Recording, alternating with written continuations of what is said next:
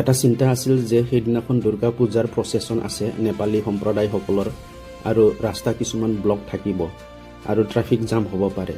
Driver 101 টকাত মান্তি হোৱা নাছিল। তেতিয়া মই তাক ছাগলী চুস্তা 1 প্লেট আৰু মেনশ্যন হাউচ ব্ৰেণ্ডি কোৱাটাৰ এটা অফাৰ কৰাত ৰাজি হ'ল।